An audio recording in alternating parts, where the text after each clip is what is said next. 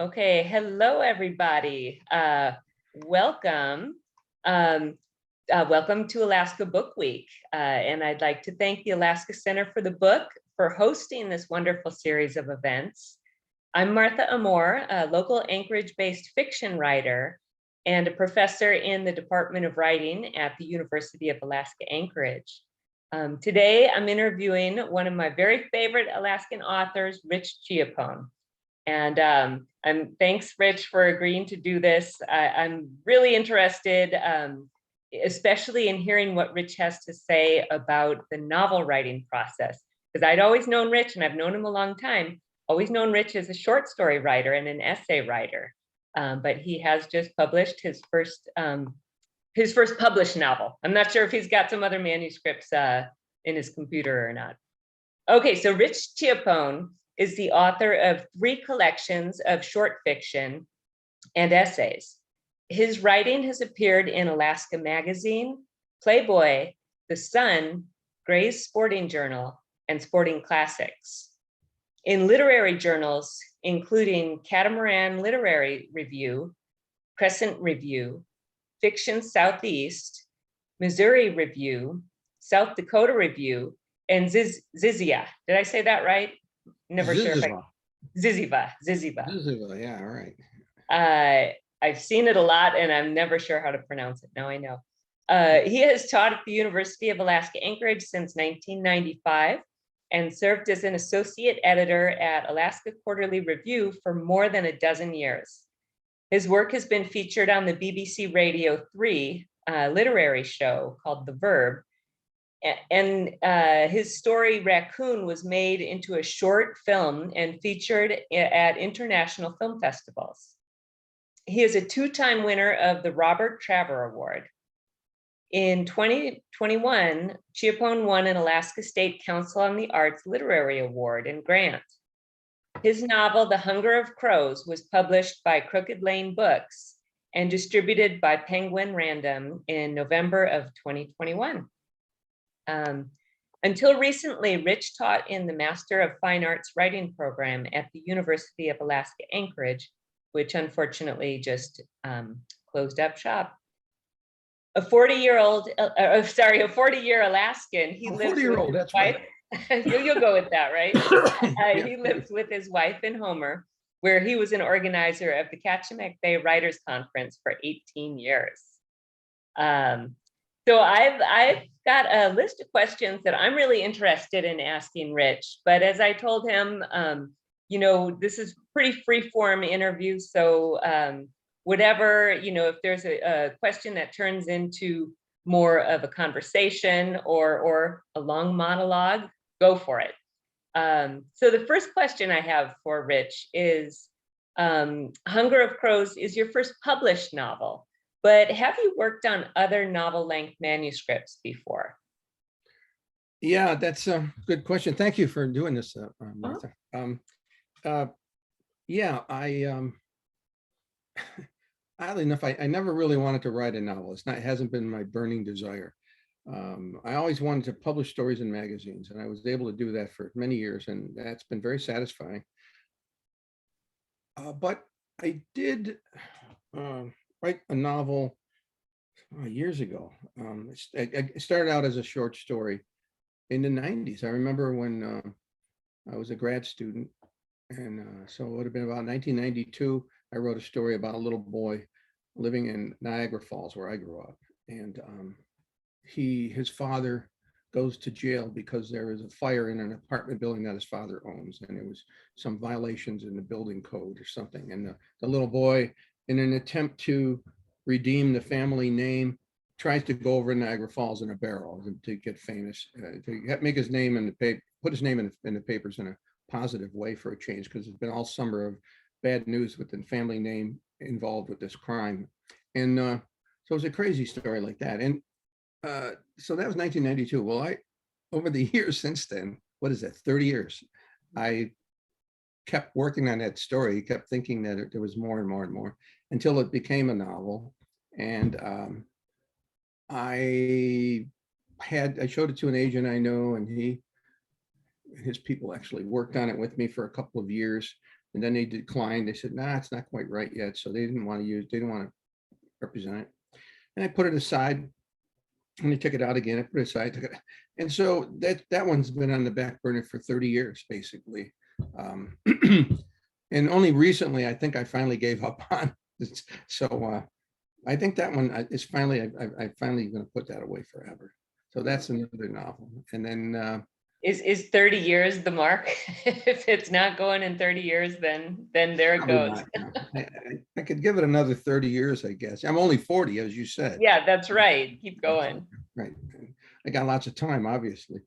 But that's about it for novel writing, because I've been mostly very happy writing short stories.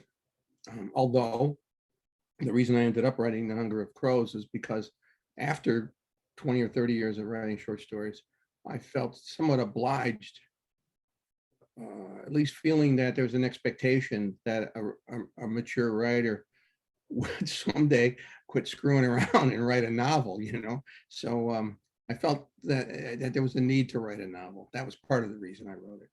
So that's my next question. So after so many years writing short stories and essays, why did you decide to write the novel? So you said you felt pressure as a mature fiction writer, but who do you think is putting this pressure on? Is it the agent? It's yourself. Yeah, Mhm. myself. If I wake up in the morning without a neurosis, I'll go looking for one. I mean, it's just, we are who we are. And there was an article recently about what does it mean to be a real writer? And what it was really about was how all of us think we're not yet real writers, because fill in the blank, we haven't been published for lots of people, right? We haven't been published. Well, I've been published many times. And you have a book of short stories out, so from an prestigious university press and so forth. But still, everybody kind of feels like, well, I'm not quite a real writer yet, because I haven't sold 1 million books, or I haven't had a movie made of my book, or something. And so for me, it was never felt like a real writer, because I hadn't written a novel, hadn't published a novel anyway. So that was part of it. But the real reason that it happened, I could have gone on being, neurotic like that forever, then nothing would stop it. But the real reason that it happened was that I had a story in a collection in 2010, and unfortunately, it came out right in the middle of the book. Came out right in the middle of the worst recession since the Great Recession, and or since the Depression, actually. And that story was kind of rushed in order to get it into the story collection. It didn't go through this long process of revision that my stories go through before they ever get out to magazines. And then there's all the rejection from the magazines. Well, revise it again and again. But none of that happens. This story was rushed, and it didn't feel complete. And so after that book was out, I would have forgotten all about it. But my old friend Nancy Lord said, I read your new book, and I really like this story. And she told me the name of it. It was that story that I felt was not complete. I said, that's odd, because it didn't, And so I went back and looked at it, and I said, yeah, it's got to go. There's more to happen.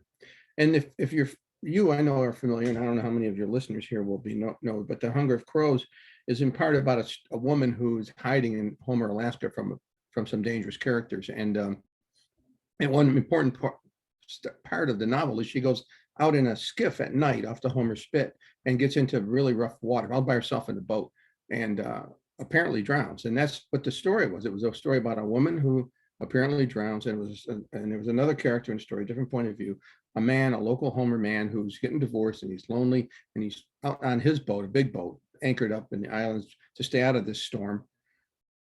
And there was just these two people, and how their lives never quite crossed. And even though the man wanted to meet this woman, they didn't. And it ended on this very dark, nihilistic note that the woman apparently drowns, and the man's going to be sitting there lonely for the rest of his life. So that was not a happy ending. So I went back in and started pursuing it a little more, and it ended up to be this novel. As you know, both of those characters are central to this novel, but of course, a lot more things happen now. And so that's how it came to be. Yeah. Interesting. Okay, next question. And this is one I'm especially interested in. And Rich and I talked back in July, and I really wanted to hear more about this, but there was a lot going on that week with the ending of the UAA's MFA program. And anyway, so we never really got around to focusing on this. But how did the process of writing a novel differ from that of writing short stories? Yeah, that's a good question. And unfortunately, I tried to do it the same way I write short stories, which was a really bad idea. So I took that short story and I just said, well, what happens next? And I wrote the next scene, the next sentence, basically. And then said, well, what happens next? And because I never have any plan when I write a short story, I don't know where it's going. And I don't know, you write short stories and I don't know how you do it, but I truly don't know. I never have an outline or anything like that. I don't know how they're going to end. Certainly not. And I tried to write the novel that way, just inch by inch. E.L. Doctorow said, this is a wonderful metaphor, that writing a novel is like a unknown caller, like a long, my phone's going off here, a long drive in the dark, on a dark road, 100-mile drive. He says, you really don't need to know, you can't see ahead of you that far, but you only really need to see the 100 feet that your headlights light up and to get you to your final destination 100 miles away. Well, that sounds all well and good, but if you write blind like that, it's a long process. It took me, I started working on that story, expanding it in, let's see, it came out in 2010. So right around 2010. And by 2016, I had a rough shape of a novel, but that was 6 years of floundering around, throwing out pages. New characters would come in, all of a sudden they'd show up, and then I'd realize I don't need them. There were whole scenes that I really like, and they're dead somewhere in a file or and zapped into cyberspace. And it's a very awkward and stupid way to try to write a novel. I don't recommend it to anybody else. Yeah, so that was the process. It required massive revisions, even after the book was, well, first of all, here, okay, so I got it into 100,000 words, let's say, by about 2010, 2016, so 6 years. So I showed it to this agent in New York who I used to work with, who used to be my agent years ago, and he liked it, but he needed help. Some things didn't make sense and stuff like, which is really important in a plotted, particularly a crime novel. Why is she doing this? How come they don't know that? Like that kind of stuff. That I'm not good at all. Plot writing is beyond me because there's no plots in my short stories. So I worked on it with him for about a year or two, and as I was saying, then he finally said no. Again, this is the second time the same agent was good enough to work with me, and then he said, nah, not ready. We don't want it. So I wrote it again for 2 more years. So by 2018, I had it in some kind of shape that I thought was good. And I took it to Jeff Kleinman at Folio Literary Agency in New York. I had met Jeff. Isn't he Eowyn Ivy's agent? Yes, Jeff discovered Eowyn Ivy's fabulous, successful book, The Snow Child. I can't tell you the year, 2012 maybe, in Homer here. So I knew he had at the Kachemak Bay Writers Conference, right? The Writers Conference, yeah, that's right. And that's a wonderful story in itself that Eowyn could tell you sometime. She'd be worth talking to, because she came there without any ideas of success like that. And as soon as he saw her first pages, he knew this was going to be something, which is really amazing. And what an eye. And he insisted that he see the whole manuscript, which she didn't have with her down here in Homer. And it was in the days of people didn't have everything on their phone or something. So she had to call her mother and have her mother fax it to us and so forth. Anyway, I knew Jeff had an ear for Alaskan stories. And he said, yeah, I like this, but I don't think it's finished. He says, so he turned it over to one of his associates, Rachel Ekstrom, and Rachel and I worked on it again for 2 more years. She kept sending it back to me saying, no, you need to fix this and that. And this is good, but this blah, blah, like that. And I kept rewriting it. So by 2020, it was in a shape that Rachel thought was saleable. And she took it out to pitch it to publishers. So I figured, oh, good, I'm done with that thing. I've been working on it for, how many years is that? 10 years, something almost, yeah, 10 years.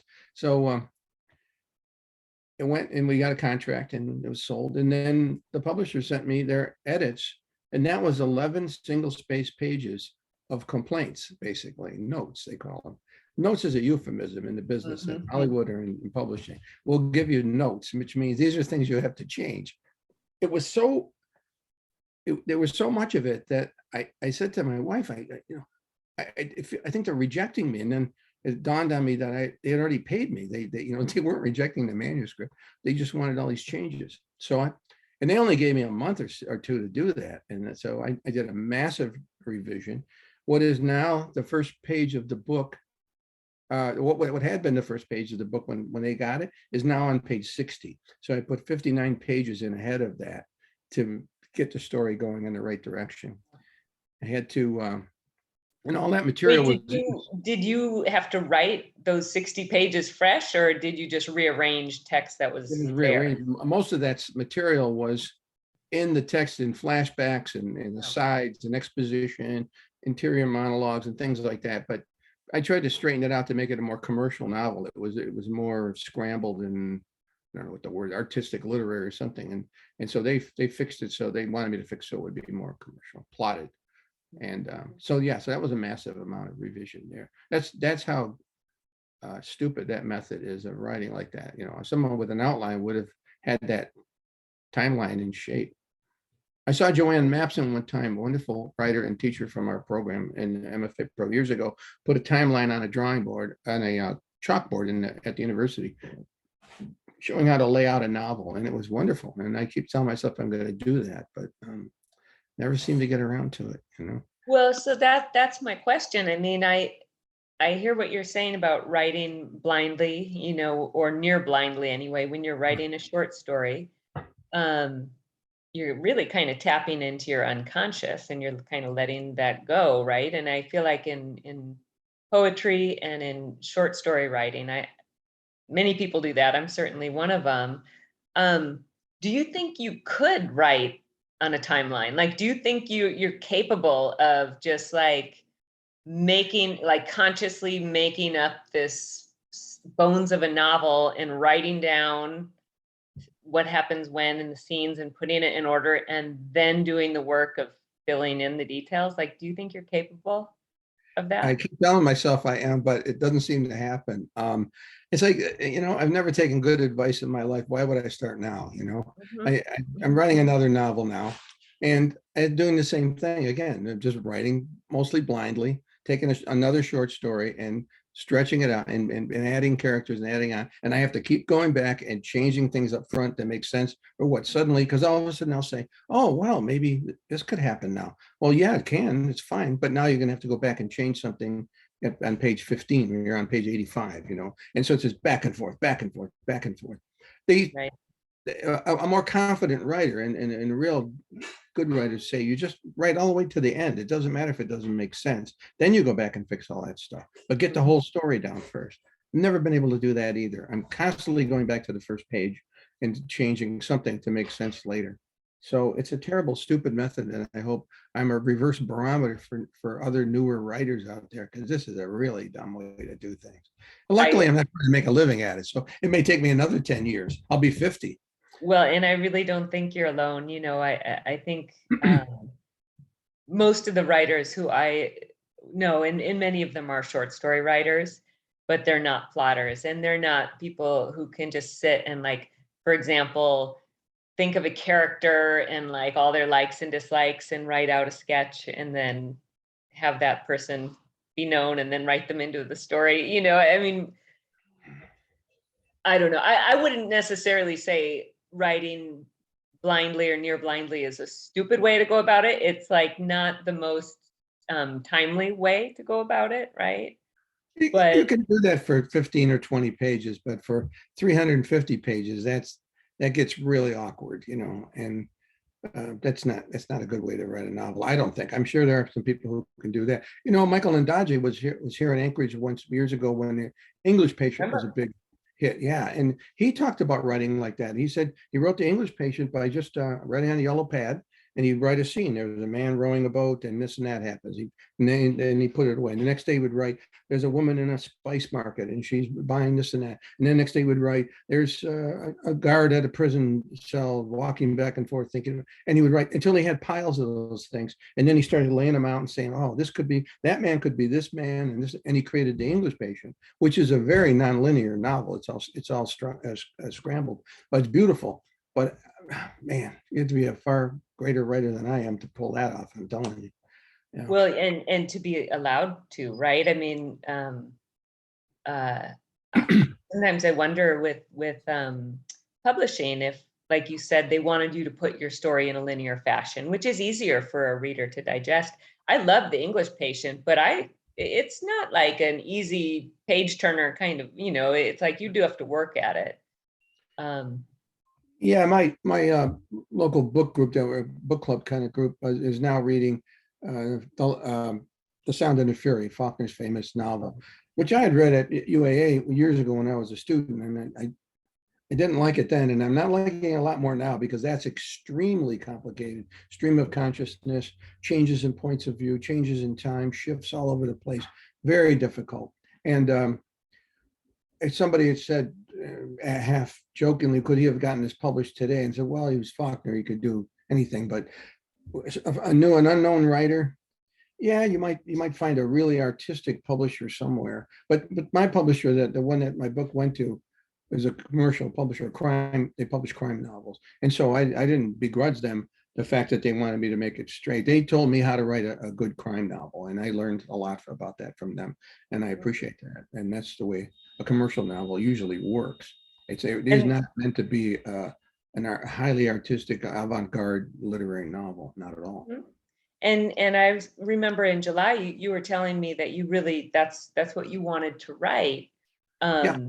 So can you talk about that a little bit? Like, your short stories are definitely literary genre. You're going for the pretty high-end literary journals where you're getting published. So what was your thought process with the novel, and what type of novel you were writing? Well, I realized that after 20 or 30 years of short story writing, I really didn't know anything about plot or plotting. And I watch a lot of movies and TV series and so forth. And those, of course, are very plotted. I mean, some are tricky and a little bit scrambled, but most of them are, fairly straight, linear stories, narratives. And so I thought I would like to do that just once. I thought I would like to write a book that might sell a few copies because, collections of short stories don't sell. I mean, I didn't see you buying yachts after you got your short story collection published. It's I did buy some pencils, however. Yeah. Yeah. So, it would be nice to have more readers. I don't care about the money, really. If I wanted to make money, I'd open a gun store in Wasilla, I mean, but it would be nice to have a few more readers than I normally get. So I thought, well, I've challenged myself to learn how to write a plot and a plotted story, a commercial novel.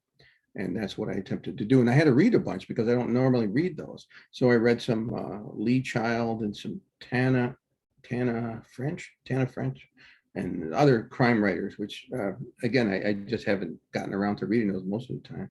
I usually read old Russians or something, and so that was partly why I decided to write that kind of crime novel, so I could learn plot, because it was sorely lacking from my toolbox as a writer.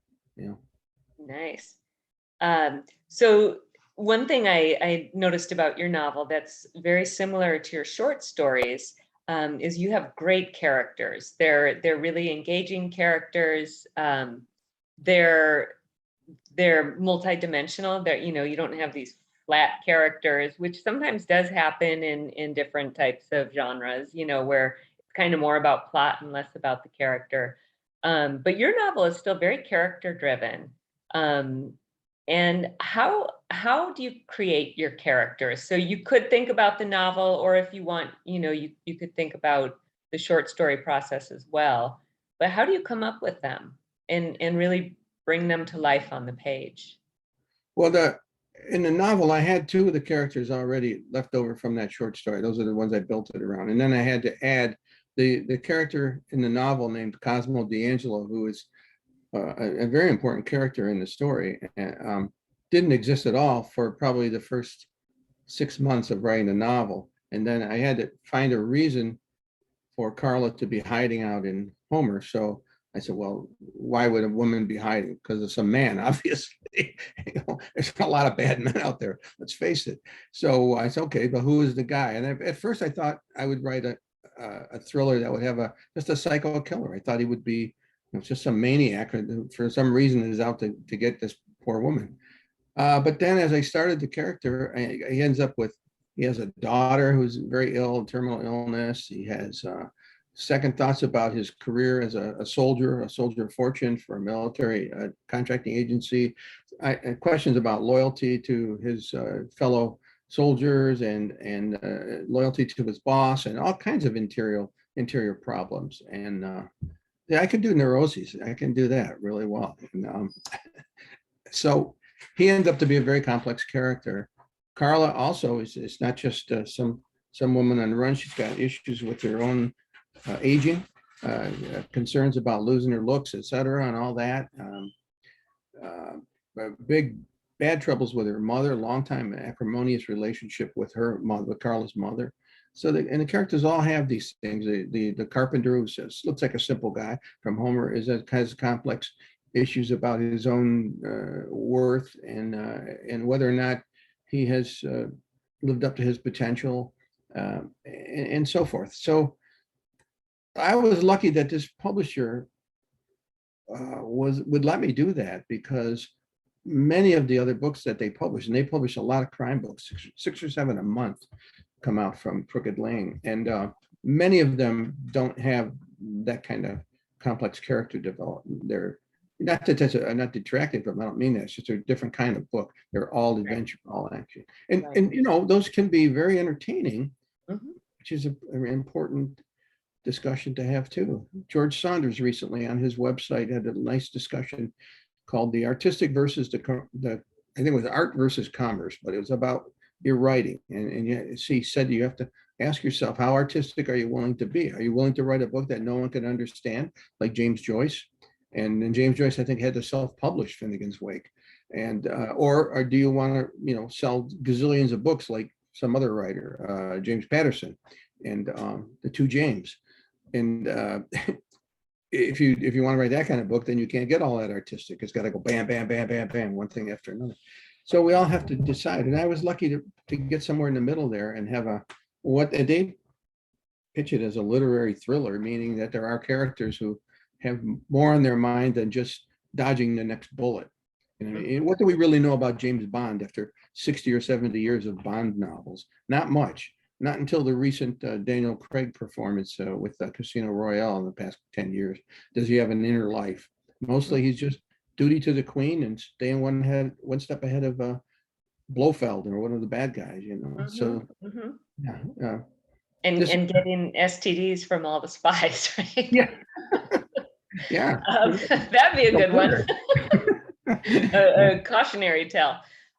So, but when you're writing these characters, how do you like, do they come to your imagination fully formed, you know, or are you writing blindly and learning things about the characters as you're writing, or are you, you know, sitting down and having a character session where you're like, well, what is this character's favorite food, and writing it down?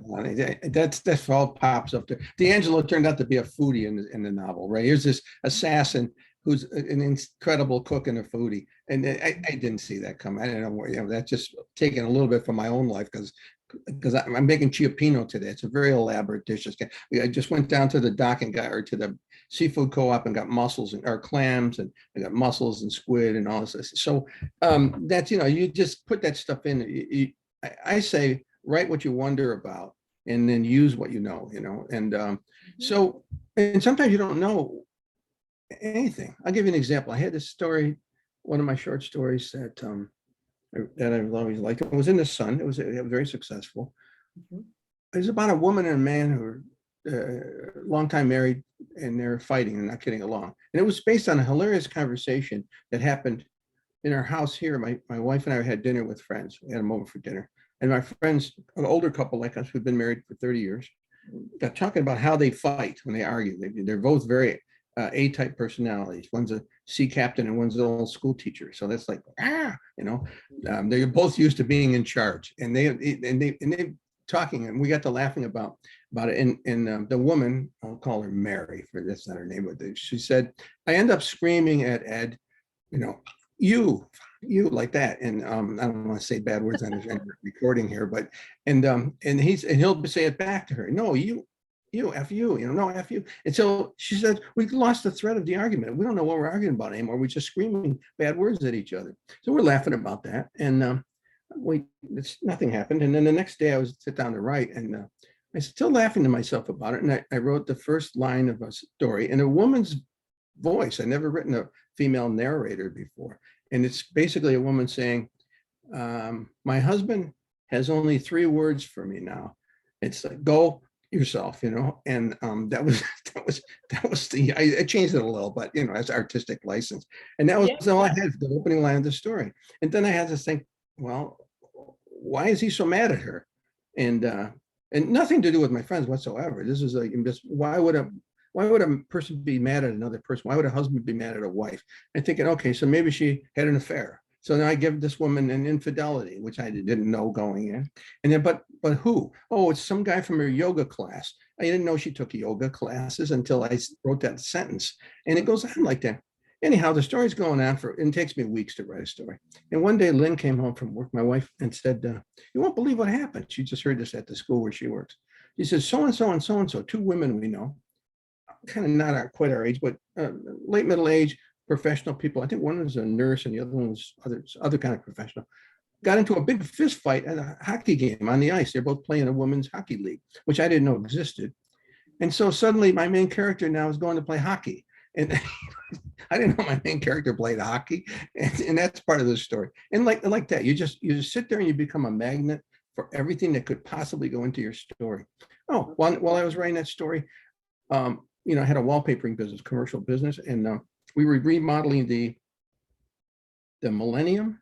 It used to be called the Millennium. It's on Lake Hood, the big hotel. Oh yeah. I don't know what's called now. Yeah. Isn't Something it still the Millennium? I think it might still be the Millennium. Well, it's still there anyway, whatever it is, it's still there. We had 300 rooms to wallpaper, and all the hallways in the building, thousands of yards of material. So I hired a guy who, and one day at lunch, he was saying, reminiscing about being in Alaska back in the 60s or 70s would have been 70s, that he worked on a scallop dragger. And then he would go out to sea and be out there for weeks, and he couldn't contact his family, no one, because there was no cell phones, there was no satellite phones.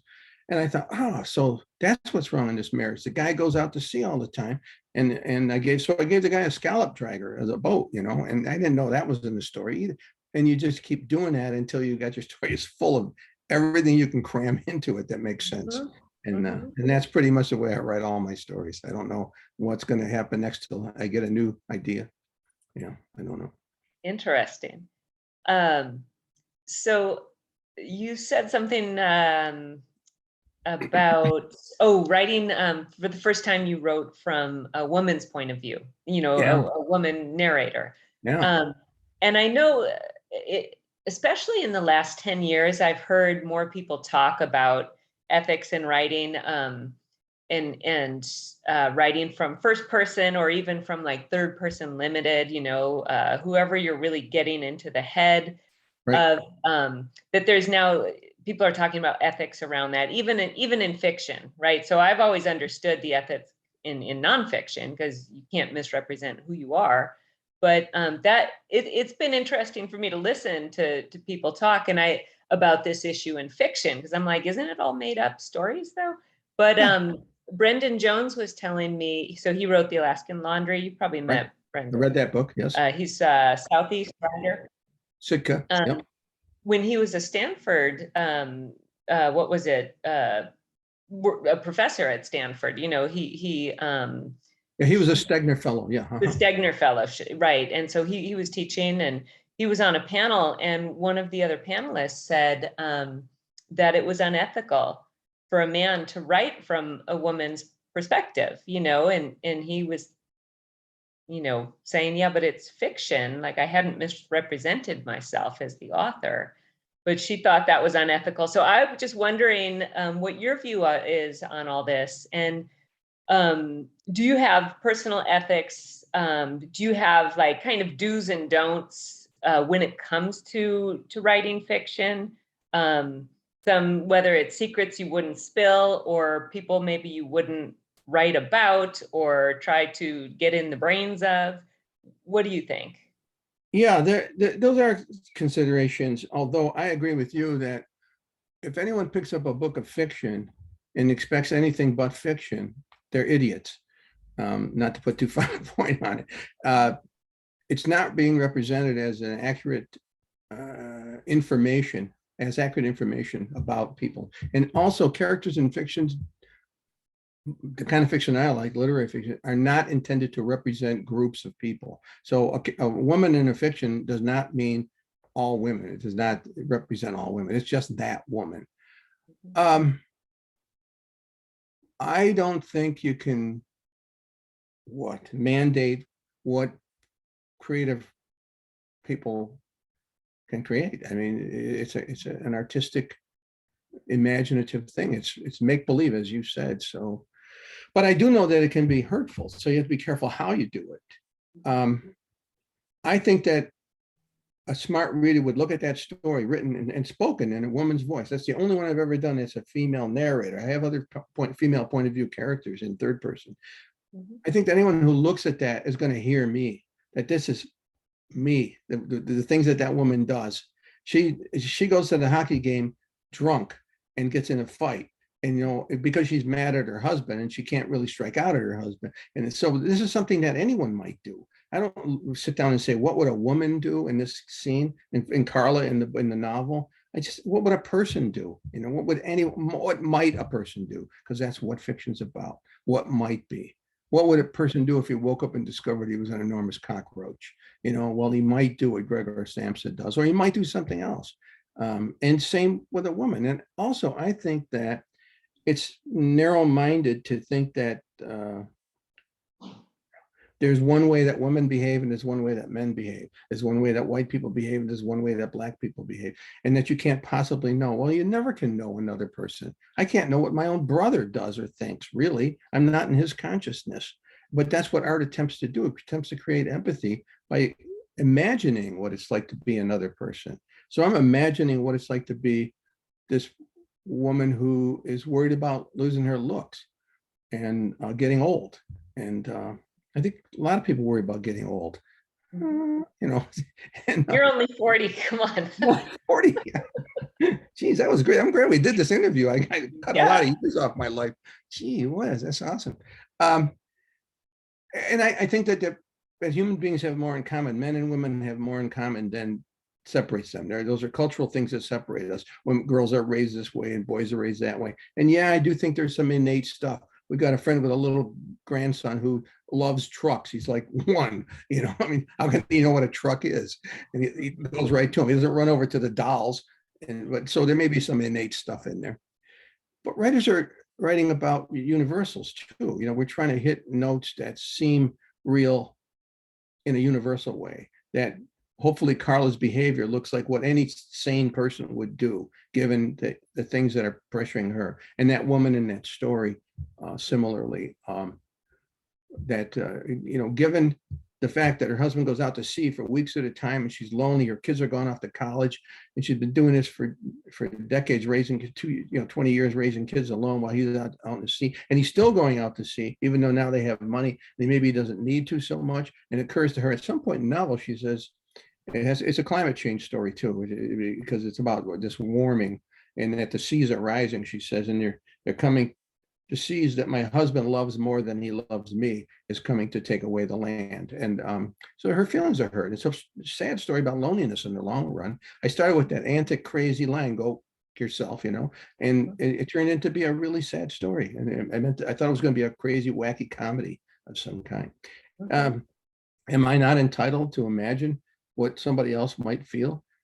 If you did it over and over again, if I wrote 27 stories and every woman in every story behaved exactly the same way, then I would be in trouble, because I seem to have, that's my idea of the way women behave. Mhm, mhm. So those are, Yeah, I remember a panel I was on at a AWP conference, and we were talking about this very issue.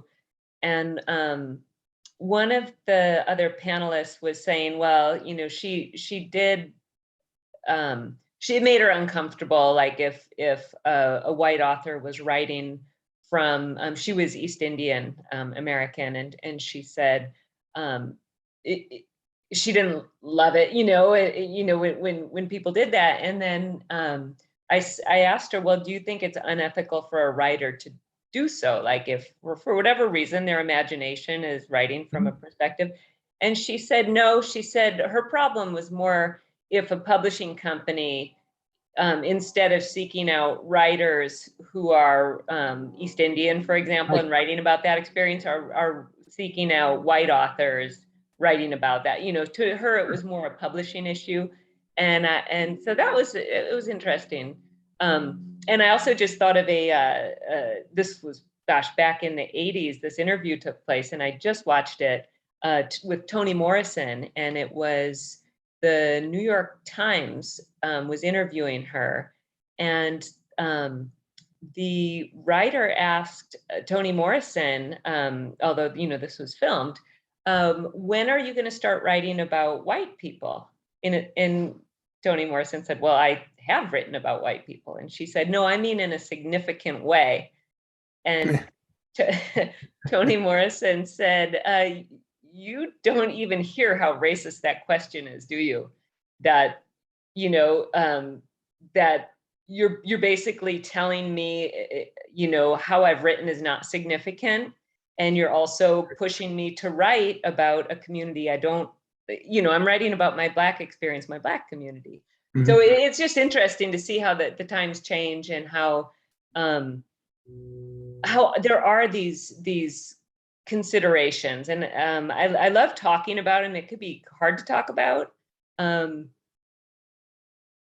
the realm of imagination. Like you, I also like to write from different genders perspectives. I have on several stories written from the male perspective, and I don't know why that is. It's just the kind of muse comes to you, and I want to write a story from that perspective. I've even tried to shift it, and be like, okay, why don't I write from the wife's perspective? And then I don't feel like writing the story anymore. It's just kind of like, I only want to write this, and from this perspective. Otherwise, I'm just not interested in it. Isn't that well, you said, strange? yeah, and it is. I mean, the artistic question that you're talking about is that you got to write whatever you're interested in. And I think there's a curiosity about, well, why else would you write fiction? Everything's made up. Even if I wrote about a 73-year-old Italian-American, Alaskan, former wallpaper hanger turned professor, it's still, not really me. It's just a depiction. And man, that's all I can ever write about. I wouldn't get them all. What if there's another one? What if there's a guy up in Fairbanks who used to hang wallpaper, and his last name is Italian too? I mean, no, I said, oh, geez, I can't appropriate his experience, right? So half the people on the planet are male and half are female. There's going to be some women in even most men's stories at some point. It's the way you treat them that matters, I mean, to me. But the publishing question is a different story, the marketing. One of the publishing houses that rejected my novel, my agent sent them out to sent the novel out. It said blankly, a woman editor said, I'm just not going to read something about a woman with a female main character written by a man. So it wasn't even read there. It was just dismissed automatically. And they have the right to do that. That's their business.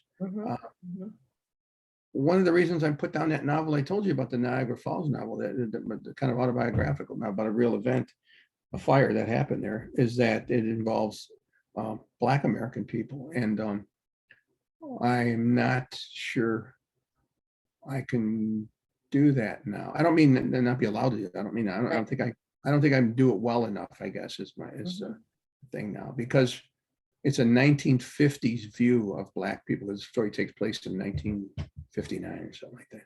And I don't know that I can go back that far and capture it in a way that isn't offensive to somebody. And I'm not hypersensitive about being offensive. I'm usually clumsy and just say the next thing on my mind and pay the price later. But in this case, I can see where it may not be a smart thing for me to do. I don't think I do it well. Mhm. Yeah. Yeah, and well, go ahead. Writers have to get outside themselves a little too. Otherwise, everything's completely autobiographical. You know, Pam Houston, who I really adore, and has been a kind of long distance friend for a long time, wrote Cowboys Are My Weakness, her first collection of stories, which I really loved. I reviewed it for the Anchorage Yeah. Daily News, and I've always liked it. But she gets killed sometimes by critics saying that, oh, she only writes about her own experiences. It's always, you know, a young woman and a guy, and the guy treats her terrible, and they break up and all this sort of stuff. Well, I don't think there's anything wrong with that, but at some point, some writers get way outside it. Anthony Doerr wrote a story about a little blind French girl and a German soldier, a teenage German soldier in World War I or II, maybe it was World War II. Anthony Doerr is neither of those things. I met the guy. He's not a little French girl, I can tell you. I wrote stories that were that kind of therapy, like the Pam Houston kind. And Pam talks about it. She says, the advice is always write 15 years after your own life, like stuff that happened to you a long time ago. She says, I write 15 minutes after my life, So I was writing, my first book of stories is the first half of the book is all stories about a working guy, blue collar guy with no education, has a wife and kids, got married too young, all that's a divorce, all very much based on experiences from my life. Until one day in 1994, I remember the date because I graduated from the program that year. I was working out in Chignik Bay on construction in Western Alaska. And I was in a poker game one night with the electricians and the painters and tapers. And a girl joined us, a woman, 30-something-year-old woman from the cannery who was working there. Very attractive, sat with us and played poker with us. And some stuff was said, some kind of rude stuff that some of the guys were saying, kind of rude things to her. And I thought she would blow up, and I was waiting for it to happen, and it didn't. She just like right over her head. And I thought that was odd. And then nothing happened. And I went to sleep. I was sleeping on the floor in the classroom in a sleeping bag. And the next morning I got up and the walls weren't ready to go because the taping wasn't dry. Mud wasn't dry. So I sat at a desk and I took a pad and I wrote this story about a woman playing poker in a remote place in Alaska, in which she actually does get the better of the men. The men are treating her badly in the story, rudely, and she she kind of destroys them by flaunting her sexuality in a way that confuses them, and they don't play cards. Well, then she takes all their money. So she wins all their money at the end of the story. It's a very popular story. It was in Playboy magazine, and it was reprinted overseas and other. Stop that.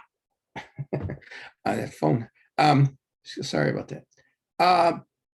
But that was the first time I got outside myself, and I wrote a story about someone who had nothing to do with my life whatsoever.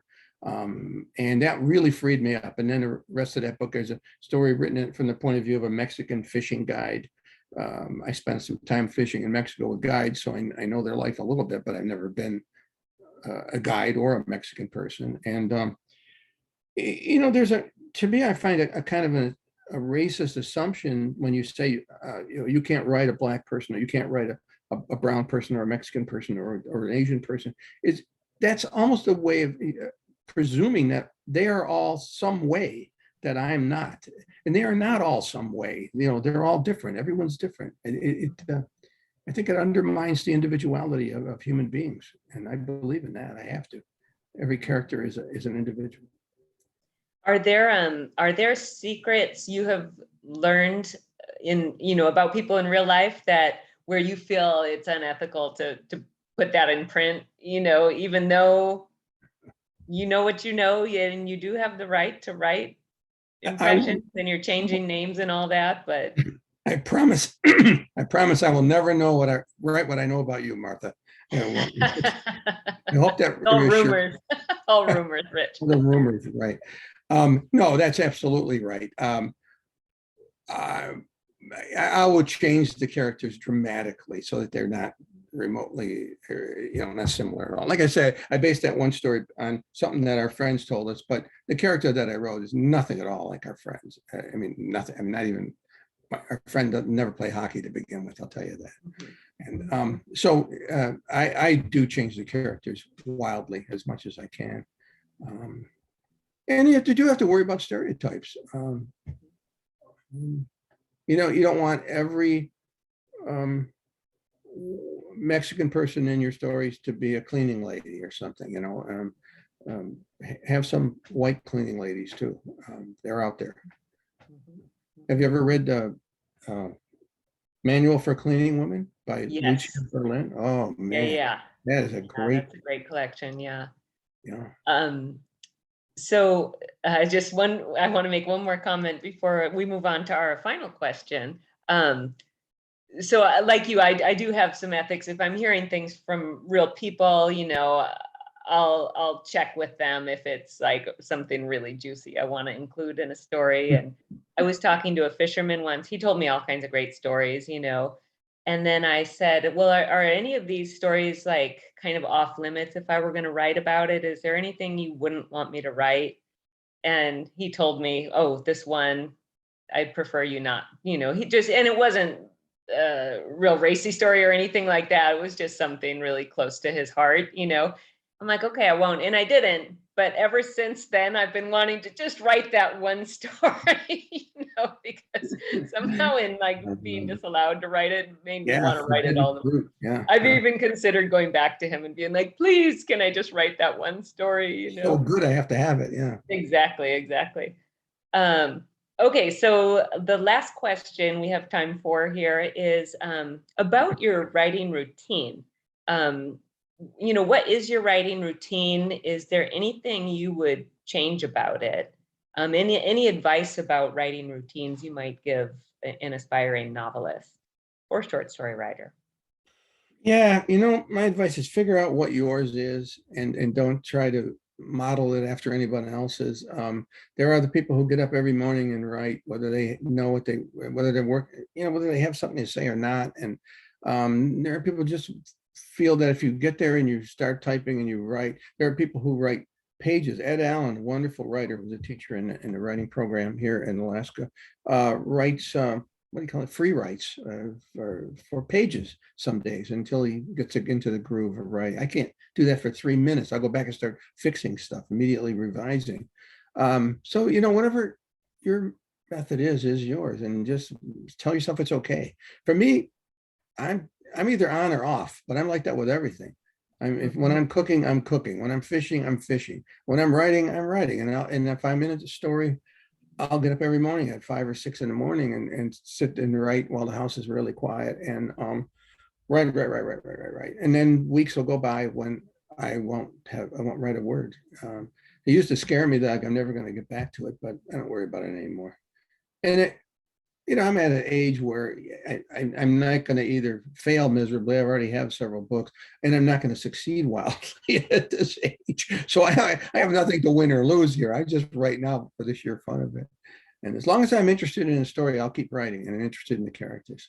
And if I lose interest, then I lose interest, and I'm done for a while. And when you were working in your wallpaper business, how did you find the time to write?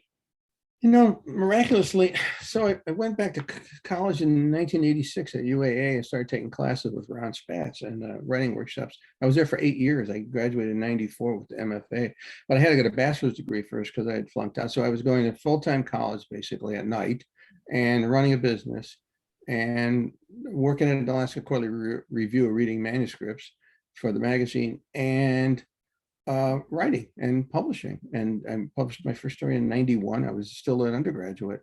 And somehow, I would come home, actually doing manual labor all day made me want to write when I got home.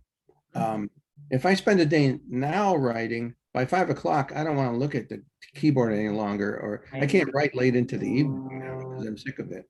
And teaching is maybe the worst job to have for a writer because it's very creative. It requires this synthetic thinking all the time, and it's a lot like writing. And I don't know how you could teach all day, especially in English, and maybe chemistry or something, and then go home and sit down and write creatively. That would be almost impossible. Plus, when I worked alone as a paper hanger for years and years and years before my company got bigger, I had daydream all day. I mean, I could do dialogue, talk to myself.